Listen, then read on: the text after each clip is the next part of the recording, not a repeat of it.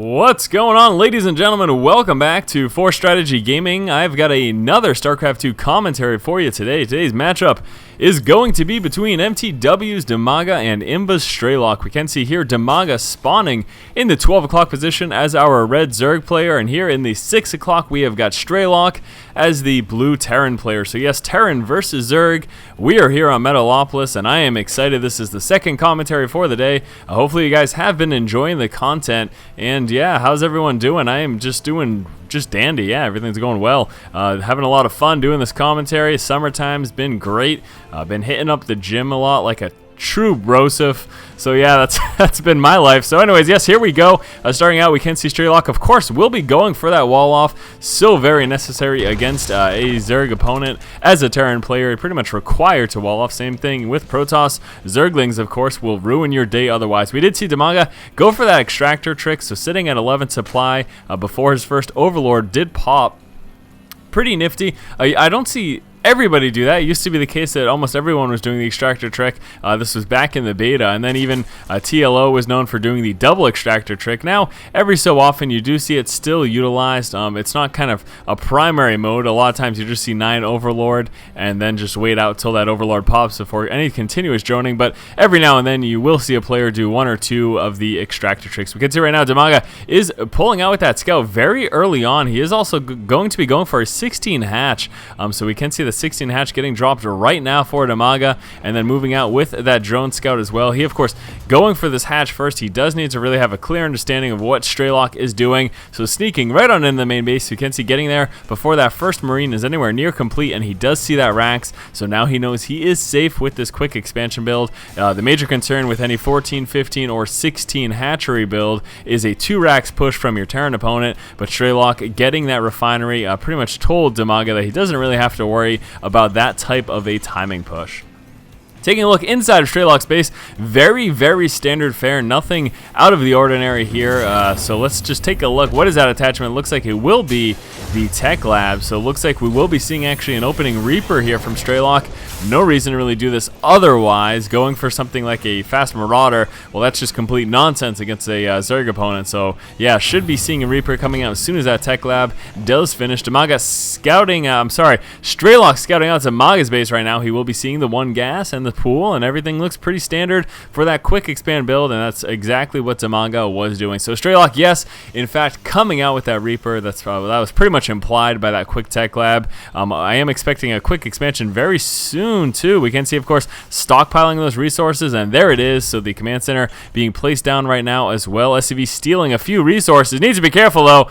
Doesn't want to lose this and not paying attention. There we go, finally pulling away. He needs to stay off the creep if at all possible. That drone may actually catch up while he's on the creep. Zergling's coming around, and see you later. SCV does get taken out, but here comes that Reaper scout. As you can see right now, metabolic boost just starting for DIMAGA, so this Reaper does have an opportunity to do a bit of damage. Of course, wants to stay away from any of these queens, but those Zerglings aren't really a threat, and there you go. Already, Reaper sitting with 2 kills. Those first 2 scouting Zerglings for DIMAGA get dropped very, very quickly. So DIMAGA, how will he respond? He can just try to defend with queens. That is a possibility, but he just really has to make sure he pays a lot of attention, because without any more Zerglings, you see nothing else coming out, and the Queen's trying to pin that Reaper. The Reaper dancing around as much as possible. He is just trying to eke his way on in and do a little bit of damage. If nothing else, though, he can get some scouting done, and that's ample, but needs to be careful. Queen off the creep can actually be kited by that Reaper, so it does need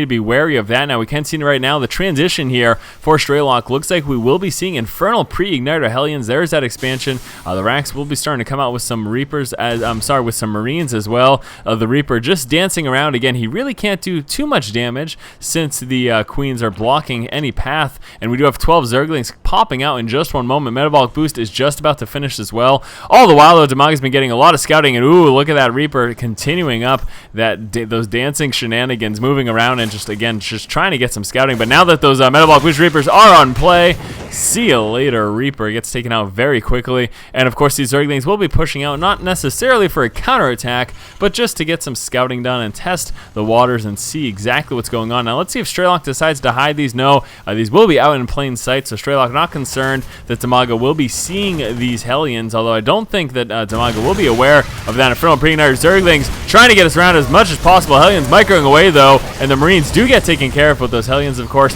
do quite a bit of work on those Zerglings, and those Zerglings will be forced to push away, really unable to get a full surround here with all of these buildings kind of in the way. There's a transfer of workers here for Strelok, and he also has a medevac coming out, so we will be seeing a drop.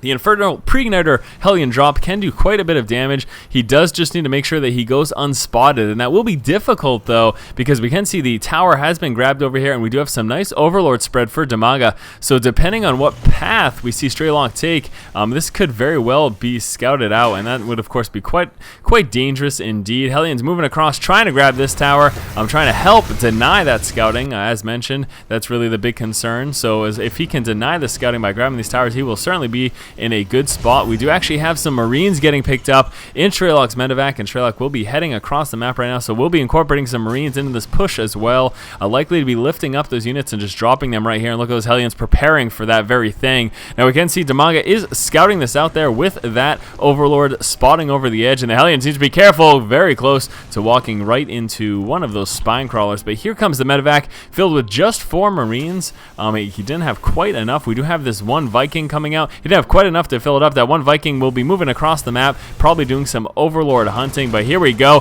Here comes the drop. Marines on the high ground. We'll be picking up those Hellions as well and continuing this push, and this can be very effective. So let's see how Strelok manages to do here. Now DIMAGA needs to be careful in terms of defense. He's really got to make sure that he doesn't lose too many workers here. Zergling is going to get taken care of quickly. Spine crawlers coming down though, as well as those Queens. Now those Marines can do okay against those Queens with a medevac. Hellions not the greatest, but still trying to do some damage. Hellions moving into the resource line. Needs to start microing those around. There we go, microing them straight into the resource line, and the drones are getting taken care of very quickly. The Queen does survive as well. Those Hellions doing a bit of damage so far. Needs to again stay away from those spines. Moving down into the expansion, and this is not looking good for DIMAGA. DIMAGA's been taking quite a bit of damage. He's just trying to make sure he doesn't get anything clumped up, and look at that.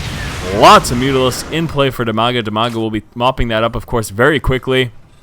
And then moving up for a counterattack. So is Strelok ready for this? That is a lot of Muta. Strelok did quite a bit of damage. Taking a look at the unit loss tab there, clearly ahead at this point, but right now DIMAGA's got a great opportunity because he has so many Mutalisks. He risked taking a lot of damage from that push in order to get all of these Mutas out. But let's see if he can turn these scales back in his favor, because he's got a great opportunity right now. There's really not enough anti-air here for Strelok, and this is a little bit scary in all honesty.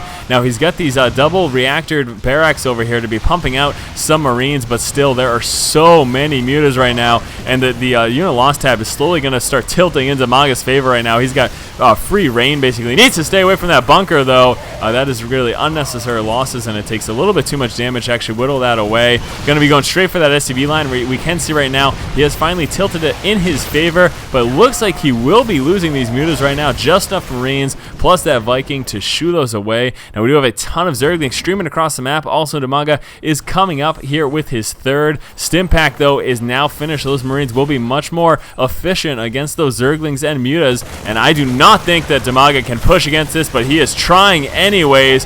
Walking in, Zergling trying to get us around on that bunker. Does he manage to drop it? No, the mass repairs, but there we go. Finally SCVs do get taken out, but my gosh, look at that. The massive amounts of repairs from Strelok managed to keep up that bunker. DIMAGA lost everything there, and that was a big hit there. He tried to continue up that push, and it didn't look like it was worth it, and there we go. Finally, again, Strelok is ahead with a lower amount of unit loss tab.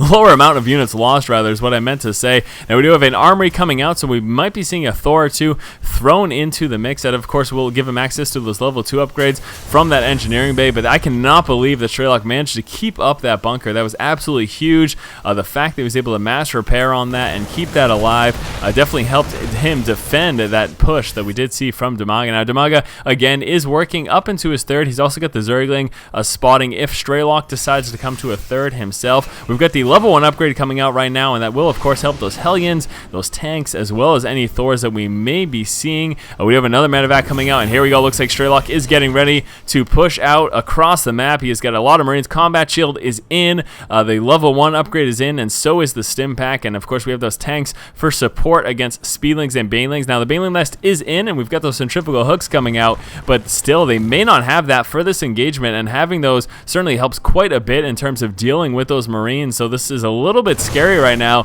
DIMAGA might be losing his third, and look at that, just calling the GG, scouting this push with that Zergling and realizing he cannot handle that at the moment and just calling the good game. DIMAGA opened up 16 hatch into Pool Extractor, while Strelok opted for 1-Rack's Fast Reaper into Expansion. With some nice queen placement, DIMAGA was actually able to stop Strelok from doing any damage with this Reaper, and at the same time was able to work on a very strong early game economy. Strelok then moved into a Marine Hellion drop inside of DIMAGA's mains, and with these Blue Flame Hellions, Strelok was actually able to do quite a bit of damage simply because DIMAGA did not have a lot of units to defend.